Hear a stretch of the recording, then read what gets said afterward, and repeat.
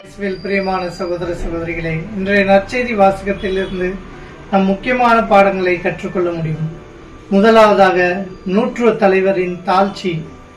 அவர் ஆண்டவரை நெருங்கிய போது அவர் தாழ்மையுடன் வேண்டிக் கொண்டார், ஆண்டவரே என் மகனை சுகப்படுத்தும் என்று. எப்போது நாம் தாழ்ச்சி அடைகிறோமோ அப்போதுதான் ஆண்டவர் பார்வையில் உயர்வடைகிறோம்.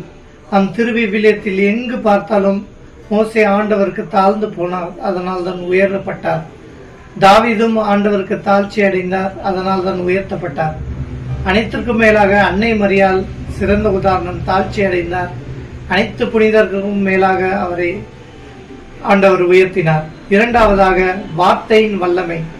நூற்றுவ தலைவர் அங்கு கூறும்போது, நான் நூற்றுவ தலைவராக இருக்கிறேன், என்னுடைய அதிகாரம், என்னுடைய வார்த்தை கட்டுப்படுத்த சில பேர் இருக்கிறார்கள்.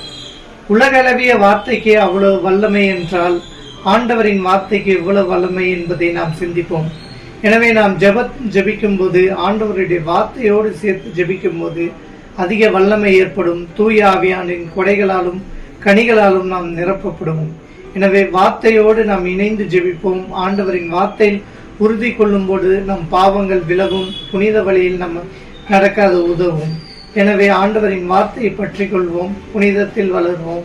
ஆமேன்.